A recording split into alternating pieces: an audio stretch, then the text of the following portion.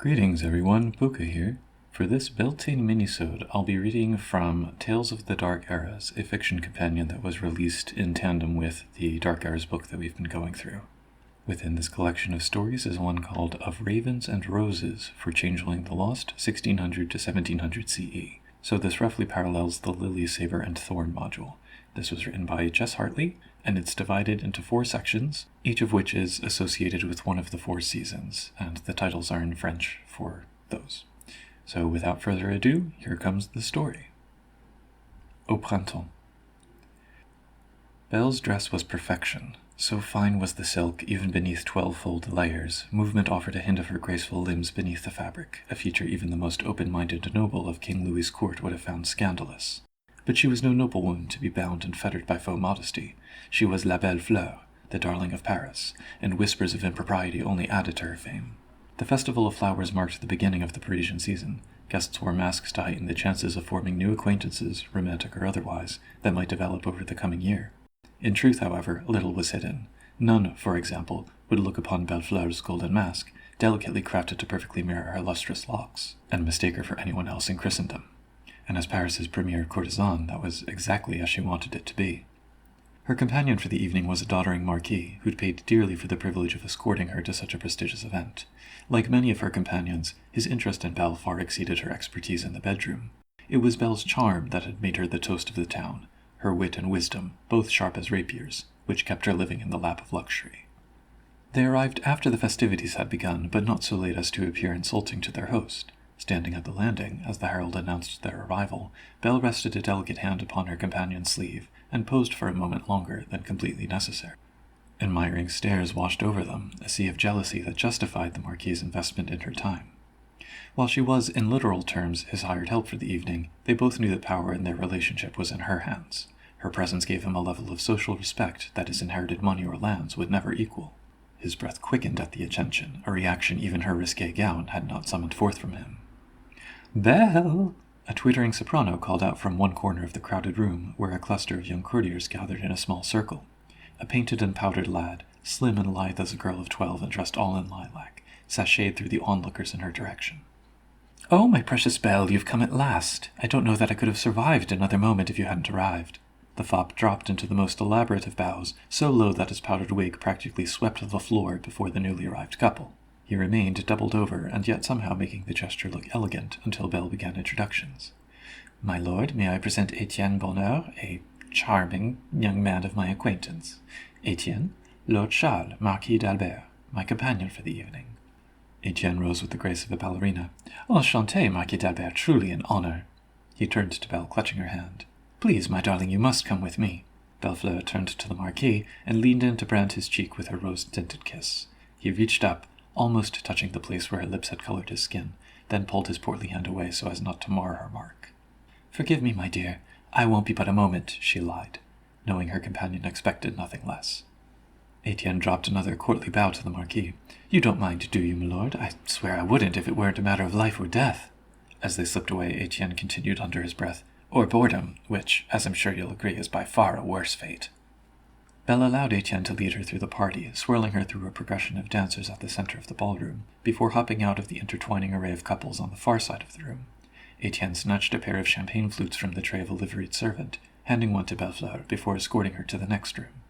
A flock of brightly hued courtiers had nested together here, their pageantry only dulled by a single, silent, silver-haired man in a dove-gray mask. Their attention focused on a young woman at the center of the circle, wearing a mask of yellow feathers crafted in the guise of a goldfinch. The finch woman squared her shoulders and gestured broadly, making an oversized sign of the cross in front of her. The rest of the circle began making guesses as to who the woman was pretending to be. "Father Michael?" a crimson-gowned girl in a demon mask offered, naming one of the nearby church's religious leaders. Her companion, a stalwart youth all in white with an angelic mask and halo, laughed. "It couldn't be Father Michael. She isn't drinking the communion wine." In response, the pantomiming woman shook her head and stepped forward, changing her posture as if to represent a new person. She held both hands with fingers splayed towards the ceiling over her head, her palms a few inches apart. She lowered her hands, fingers still pointed upward, onto her hair like a hat. "A crown? Is it the king?" A twittering of nervous laughs emerged from the group. Mocking a local priest was one thing, but to mimic royalty was touchy business, even among friends. The goldfinch woman smiled and nodded, then stepped back into her original place and squared her shoulders again. She made another cross in front of her, and then mimed reaching forward as if taking something from the now invisible figure in front of her and pocketing it. She repeated this several times, then reached for the candelabra on the nearest side table and pretended to steal it as well. The crowd murmured with confusion until Etienne burst out in ribald laughter. "It's the cardinal, and he's robbing the king blind!" The pantomiming woman clapped her hands, smiling, although a blush rose to her cheeks. She quickly glanced around at her companions to see if she'd ventured too far. The cardinal was an important, but not well-loved, figure in the current court. His greed and manipulation were only slightly less well-known than the king's unexplainable affection for him, which made him a dangerous, and therefore tantalizing, man to mock. But intoxicated on wine and each other's company, the courtiers clapped and congratulated the goldfinch on her creativity. "Your turn, Etienne." The young woman in yellow kissed the air beside his cheek, her gaze flickering to Bellefleur as she did so. If she expected to find jealousy there, she was heartily disappointed. While Etienne's companionship was amusing, to feel envy would have required that the other woman possessed something, tangible or ethereal, that Belle wanted and could not have, and that was simply not so. Etienne strode to the center of the circle, making a bold play of considering his topic. By tradition, the guessing game's subject had to be someone well known enough for even the newest of courtiers to recognize them. As well, it could not be someone who was participating in the competition, although other attendees of the party were fair game. While there was no real score to keep, accolades were given for particularly biting social commentary in the guise of emulation, and Etienne would not want to be outdone by the previous performer. With a wink to Belle, he exclaimed, "Ah, I have it!" and began his pantomime. Etienne stepped out of the circle, pulling his arm in front of himself to obscure his features, and surreptitiously watching all around him. Then he dropped his arm and stepped away, miming a driver holding the reins of a carriage as he progressed on a path that would take him in front of Etienne's original hidden position. Belle felt a shiver run down her spine, and her blood began pulsing audibly in her ears as she watched him play out each role: an obvious brigand, the frightened carriage driver, the pompous noblewoman within the coach. "Robin Hood," the guesses began, with excited voices calling out their suggestions. "A highwayman, a tax collector." Belle's heart raced, the room's lights swirling before her eyes. She fanned herself as the crowd around her clamored to be the first to identify Etienne's secret persona. Etienne gestured with an extended thumb and forefinger mimicking a flintlock, and Belle could hear the weapon's explosion ringing in her ears as he shot the carriage driver. No. As he stepped into the slain servant's role and fell to the ground, she could smell the blood and brains and burning bone from the bullet shattering his skull. No, please. Switching rapidly back and forth between the roles of the highwayman and the noblewoman, Etienne first robbed his victim, then swept a courtly bow and presented her with a gift. The world narrowed in Bellefleur's eyes, the entire room darkening save for a pinpoint of light that seemed very far away. And in that pinpoint, Etienne, as the now charmed noblewoman, accepted her assailant's gift, raising it to her nose. She sniffed deeply and blushed, waving farewell as Etienne became the highwayman once more and fled with his spoils. "The Raven!" Someone called out the name of the fabled highwayman, renowned as much for his courtly ways as for his savagery. Others joined in agreeing. "It's the Raven! I bet he stole more than her purse." The room began to spin. Belle couldn't breathe. Yes, the Raven! Caw! Caw! Caw! The crowing courtiers were the last thing Belle heard before the world went black. En été. Bellefleur? The Marquis d'Albert knelt beside her, his silk kerchief damply pressed against her brow. Belle stirred, struggling to sit up on the chaise longue she'd been raged upon after fainting. The air around her still felt heavy and hot, and breathing was a chore that had nothing to do with the tightness of her stays. "I'm so sorry, my lord." "Nonsense," her companion waved away her apology. "Delicate constitution, first soirée of the season. Perhaps you just overdid the wine?" Belle glanced over to where her untouched champagne flute still stood on the side table. Yes, that was probably it." "I'll send for my carriage and make our regrets," the Marquis offered, but Bellefleur shook her head, forcing herself upright. "Don't be silly, my lord. You enjoy the rest of your evening. Your coach can take me home in return for you. There's no reason for you to call it such an early night." The Marquis looked relieved. He'd likely pulled many strings to obtain their invitations to such an exclusive event, and an early departure would have obviously disappointed him. "Well, if you insist." "Of course. If you would just be so kind as to have your men come around for me, I'll just get my wrap from the porter and meet them at the door." She glanced around for her mask, but it was nowhere to be seen. The Marquis scampered away to alert his coachman, after helping Belle to her feet. Bellefleur took a deep breath, but it did nothing to still the foreboding that weighed upon her chest. Making her way back to the entry, she retraced their steps towards the front door. As she stepped into the foyer, Belle almost swooned. The marble hallway was like an oven, and every step she took away from the ballroom and the nearest fireplace only grew more sweltering. She fanned herself, but after only a few paces she was drenched, her silken skirt clinging to her legs as if she'd bathed fully clothed. Belle panted in a most unladylike fashion, struggling down a foyer that seemed far, far longer than it had on the way into the party. After a time, she realized she was no longer walking, but marching, head bowed, weight of the world on her shoulders. It felt as if she had been trudging along for the entire night, for a fortnight, for an eternity. There was nothing in the world but putting one foot in front of the other, only the march and this bedamned heat that went on forever. She shook her head, clearing the cobwebs, and found herself at the far end of the entryway.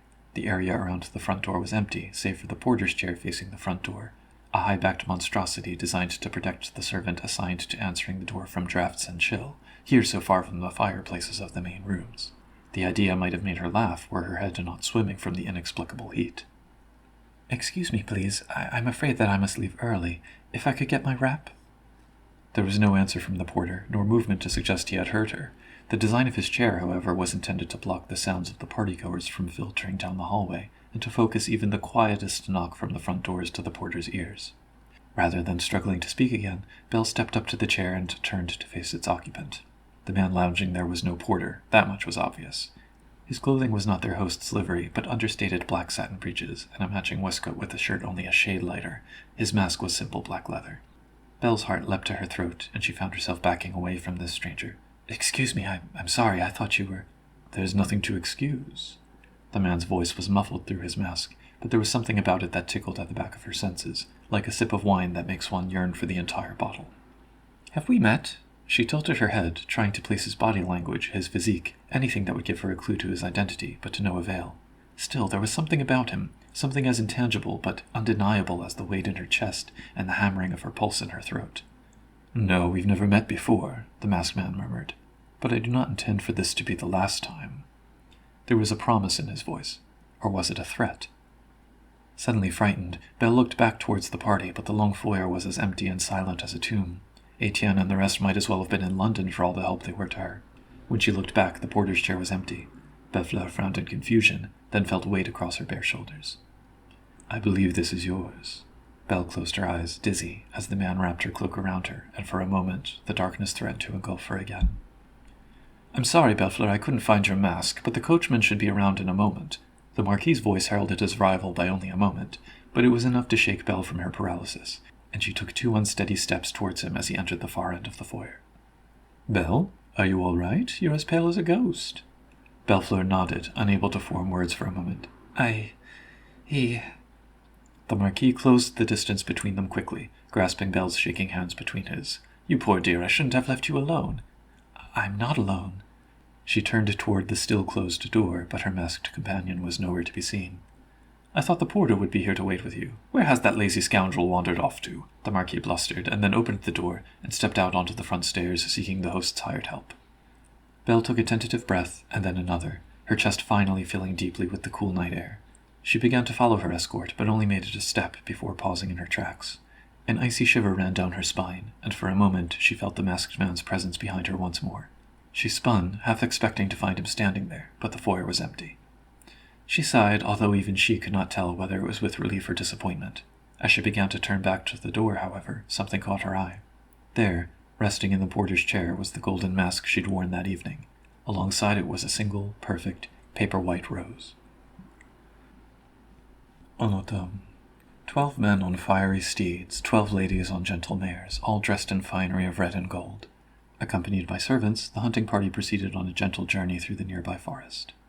"I spoke with Madame Lavoisier, and she swears he is a ghost. When she and her husband were robbed, the raven disappeared from plain sight, right before their eyes." The gaggle of young women gasped in alarm, several crossing themselves to protect against the forces of darkness.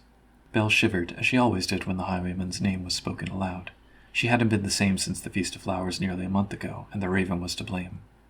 "Madame Lavoisier is blind as a bat, and her husband is fond of the drink," she put forth. "They likely got lost in the fog on their way home, and were never accosted at all." The gossip would not be so quickly dissuaded, however. The roguish raven had become a favorite topic of conversation among female courtiers, and it was said that some even planned journeys through dangerous parts of the countryside specifically for the purpose of attracting his attention. Belle, on the other hand, wanted nothing so much as to avoid him, a plan which she had managed only in the strictest of definitions. "He's nary a ghost," lectured a red-haired daughter of a visiting noble, with a thick northern accent. He's one of the good cousins for certain. My ma spoke of such when I was but a child. 'Tis iron you need to drive him away." A dark-haired lass on a milk-white mare chuckled in an earthy fashion. Like Belle, she was a member of the courtisan, although lower in social status and prestige. "Why in heaven's name would you want to drive him away? If he's as handsome as they say, I'd sacrifice my purse for one of his roses." Bellefleur breathed deeply, the image of white roses flashing through her mind. She replied sweetly, her voice dripping honey, but not so thickly as to mar the edge to her words. "Your purse, Lisette? Do you think he'd be getting fair trade for a flower? You might have to offer him change." Lisette straightened in her side saddle, sniffing in indignation, but the other 10 ladies tittered at Belle's jest before returning to discussing the raven's reported charms. Bellefleur sighed, longing to leave the conversation, but as the hostess for today's outing, niceties demanded that she remain with the hunting party en masse. She couldn't ride away as much as she wanted to, so instead she spurred her bay mount gently and moved up towards the knot of menfolk ahead. "Lovely afternoon, is it not?" The cluster of mounted gentlemen welcomed her into their midst with a flurry of greetings, each more gracious and flowery than the last. All but one, that was. "Bit damned boring, I'd say," the young duke grumbled, scanning the woods around them. "I haven't seen so much as a squirrel all day." While his bravery had earned him great accolades on the field of battle, and his fervor in the bedroom was only matched by his generosity, Henri was easily bored, a challenge which fortunately Belle excelled in addressing. "Perhaps a test of skill, then, my lord. If the quarry will not present itself, then mayhaps we could make a game of finding it." The duke considered himself quite the talented hunter, and rarely resisted the opportunity to show off his expertise. Her companion's visage brightened, like the sun emerging from behind a thunderhead. "Indeed! Whoever tracks down the most valuable prey wins all. What do you wager, lads?" Belle signaled the servants towards the clearing to prepare for their respite, and they moved seamlessly and efficiently to set up a small pavilion, and then to aid the ladies in settling in. Meanwhile, the men bandied about wagers, each proposing some precious item. Purses of coin were bet, as were favourite hounds, a hunting hawk, and even a prized stallion. When each of the men had offered something to gamble, the duke began to lay out the terms of the competition. Belle interrupted, speaking softly from beside her patron. "My lord?" "Yes, ma belle?" Energized by the prospect of the competition, the young nobleman's spirits had noticeably lifted. "You have not gathered all the bets," she chided softly, with an enigmatic smile. The duke pointed to each of the men in turn and rattled off their offering. He turned back to her, tilting his head in confusion. The corner of Belle's mouth lifted in a mischievous half-grin. "Surely, my good lord, the one who proposed the competition should be allowed to enter." It took a moment before her meaning set in, but when it did, the duke guffawed in glee. "You? Do you even have a weapon?" Belle reached into a bag hanging over her saddle and pulled forth a tiny pistol barely longer than her hand. Around her the men roared with laughter. "Fair enough, you have me there. With such an impressive weapon you are surely a contender. But what would you offer as a wager?" The courtesan furrowed her brow, thinking deeply. "You gentlemen have surely surpassed me in your offerings. I have not the wealth to compete with your purses. However, perhaps there is something I have to offer which might be considered valuable, a knight in my companionship." For a moment, Belle feared she had gone too far and insulted her current patron. The briefest of frowns marred his handsome brow for a moment, and as if in answer, a single cloud drifted across the noonday sun, casting shadow over the clearing. "I mean, after all, my good lord," she continued, voice as smooth as silk, "we all know who shall win the wager, do we not?" She winked coquettishly at him, then lowered her gaze with a long-practiced blush. The duke roared in laughter. "Indeed, indeed! And what better motivation, eh, lads? Let the wager be set." No sooner had the duke spoken than the sky began to darken. The ladies, sans Bellefleur, made for the protection of the pavilion, while the menfolk and their hostess mounted their horses once more. The duke shouted to be heard over the growing wind. "An hour, no more! Return here and we'll compare our quarry. On your mark, go!" Lightning punctuated his shout, startling the horses into frenzy. The riders took to the woods in various directions, hoping the storm might stir some game for their sport. As the thunder rumbled over them, Belle's bay whinnied and jerked at the bit, nearly pulling the reins from Bellefleur's hands. A second bolt of lightning, this one striking within the clearing itself, was too much for her mare to bear. With a scream, the little bay reared up on her hind legs, then spun and headed into the forest just as the skies let loose a downpour. Branches whipped at Belle's face, stinging and scratching as the horse dashed through the thick underbrush. Belle dropped her pistol, forgoing the weapon to clutch at the saddle with one hand and the bay's mane with the other, in an attempt to keep her seat. Hot summer rain drenched them both, steaming from the horse's coat and soaking Belle to the skin. Ahead, Belle spotted a large rock outcropping, tall enough to provide shelter for both her and the mare. She grabbed at the reins, hauling hard on the horse's lead to slow the frightened mare, and force her towards the cave. Once within, Belle dismounted, her heart still pounding in her chest. The ground here was thickly strewn with seasons of fallen oak leaves, a carpet so deep she could not feel the stone beneath. The air here was sharp despite the humidity, and redolent with the aroma of overripe fruit, rotted plant matter, and the coppery scent of blood. We meet again. The masked man stepped out of the cave's shadows and wrapped an arm around her waist. Belle stifled back a scream. It wasn't possible. He couldn't be. How could he have... An unfortunate hunt for you, my dear, the raven murmured. Her clothing was soaked, every single layer, but she could still feel his heat through the sodden brocade. She pulled back. It's you! You cad! She reached out to slap at him, but he caught her wrist in a steely grasp. You have not liked my gifts? As it had that first night, his voice teased at her senses, affecting her in ways she could neither control nor understand. Gifts? I had not noticed, she lied. How could she not have? The roses began appearing the morning after the Fête of Flowers, as mysterious as the highwayman himself, left in her carriage, waiting at her favorite café, presented by street urchins as she walked through a park. She'd strained to spy him, but failed to catch even a glimpse. Only the roses remained to torment her waking hours, and her dreams. As you wish, he nodded. A gift bears no obligation to the one it is bestowed upon, not even recognition. The raven paused, and Belle's eyes struggled to make out his countenance in the darkness. Although he was pressed against her, she could sense little more than his outline, not tall as the rumors had made him out, nor muscled like some Greek god. He was her height, no more, and his grasp, though strong as steel, was wiry rather than overwrought. His face was covered, and in the darkness she could barely make out the shape of the beaked mask that, along with his penchant for sparkling gems and shining jewels, had given the highwayman his name. However, he went on, I'm afraid a wager is another matter, and my claim must be paid. Belle frowned in confusion. Wager? I don't understand. Although she could not see his face, the raven's smile was evident in his voice as he tightened his grip on her waist. I cannot imagine that any of the other hunters have captured a quarry as lovely or wild as I have. He squeezed her so tightly her head swam, and then released her and stepped away. Belle struggled to catch her breath, and as her senses gradually returned, she stammered a response. But how could you have... How did you know? The empty shadows gave no reply. En hiver. She returned to the clearing, only to find the pavilion destroyed in the storm, and her servants and companions returned to more hospitable surroundings. After ordering a note of regret to be sent to the young duke, Belle had settled herself by the largest fireplace in her home, wrapped in downy quilts, while her maidservants had prepared vast quantities of hot water for her bath. She'd stayed in the tub long past nightfall. When exhaustion overcame her, her personal attendant helped her into her warmest night clothes, a gown of ivory brocade with snow-white stockings, and then brushed the gnarls from her hair and plaited it tightly in a coronet high upon her head. Shall I stay? It wasn't uncommon for the young girl to remain in Belle's room overnight, reading to her lady until the courtesan fell asleep, but tonight Belle shook her head. Thank you, but no. Belle's eyelids were heavy as stones, and it was all she could do to make her way towards her chambers while remaining upright. As was her preference, Belle's bedroom windows had all been opened to freshen the room and let in the night air. Moonlight spilled through the glass, illuminating a silver pathway across the room to her four-poster bed. Belle was halfway across the room before she realized that something was wrong. The crimson duvet and coverlet had been turned back, revealing pristine white sheets in anticipation of her arrival, and there, on the pillow, was a single paper-white rose. She gasped, just as the raven stepped forward, his shadow falling across her bed and casting the flower into darkness.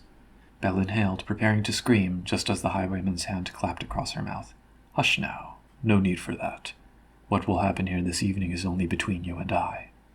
For a long moment they stood there eye to eye, one of his hands holding back her scream, only his mask separating them. At length she nodded, and he slowly uncovered her mouth. When she did not attempt to make a noise, he stepped backwards away from her. There, that's better. Belle attempted to regain her senses and take control of the situation. I suppose you are here to collect upon your wager.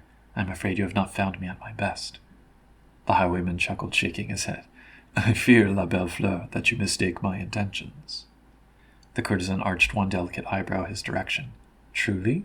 You show up here in my chambers alone while I am en déshabille, after sending me roses for weeks without end. The raven laughed, a coarse cawing guffaw that echoed throughout her bedchambers. Belle scowled, all pretense at flirtation lost in her confusion. Ah, the roses. I see. Yes, you are mistaken. He reached behind his head, fingers working nimbly at the ties of his mask. You see, they were intended as a message, but not the one you took. No?